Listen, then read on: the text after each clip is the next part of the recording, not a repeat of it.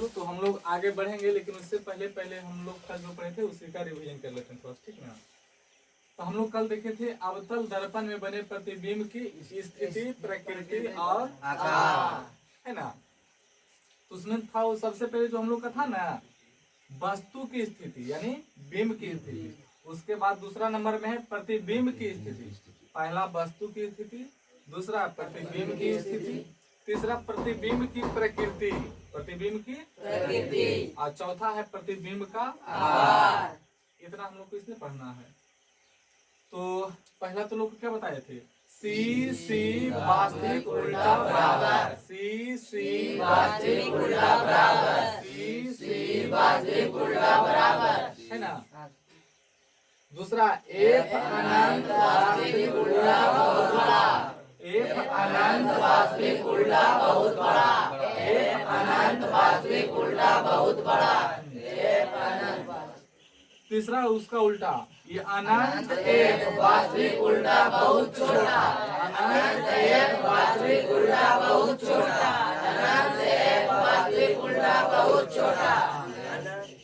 पांचवा था चौथा एफ सी अनंत सी, एफ सी अनंत सी वास्तविक उल्टा बड़ा, एफ सी अनंत सी वास्तविक उल्टा बड़ा, वास्तविक उल्टा बड़ा, आवर्धित का मतलब होता है बड़ा।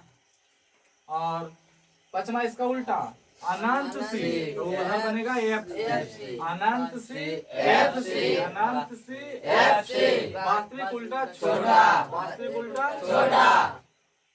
और छठा था पीएफ दर्पण के पीछे आभासी सीधा बड़ा।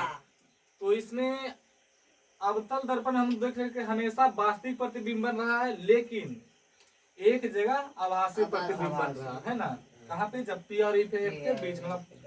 पी क्या है, ध्रुव है, एफ क्या है, फोकस है। तो जब बिल्कुल दोनों के बीच में रख रहे हैं तो दर्पण के पीछे प्रतिबिंब बनता है और प्रतिबिंब आभासी और सिरा बनता है, और प्रतिबिंब उसका क्या था, बड़ा बनता है।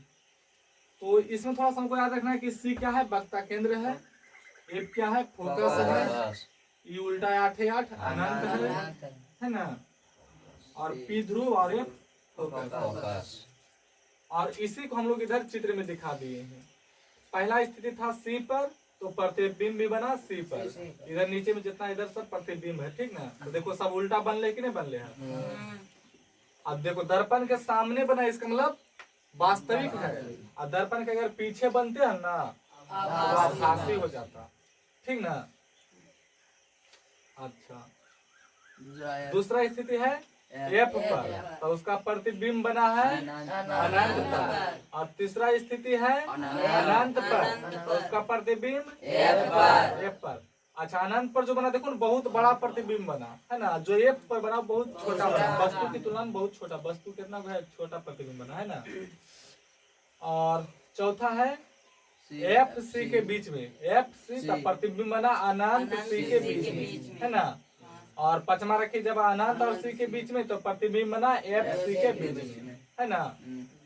और छठा सी एफ के बीच में, तो प्रतिबिंब बना इसका दर्पण के पीछे, जो कि वस्तु से बड़ा बना। और देखो एक सीधा प्रतिबिंब बना है, वस्तु है ना, तो देखिए जैसे वस्तु है वैसे प्रतिबिंब है ना। तो एक ही जगह ऐसा हुआ, बाकी सब देखो ना उल्टा प्रतिबिंब बना है।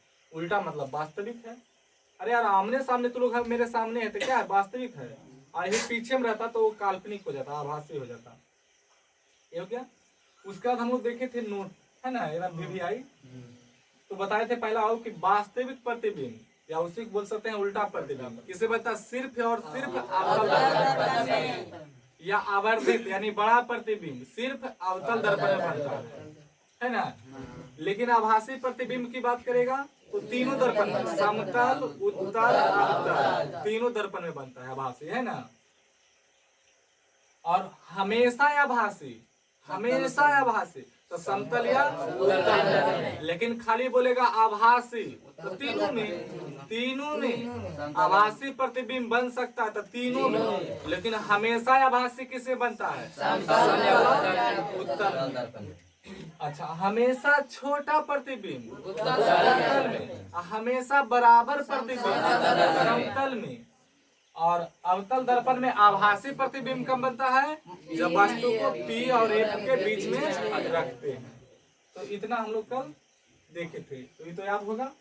आगे हम लोग आगे देखते हैं। तो पहले इसको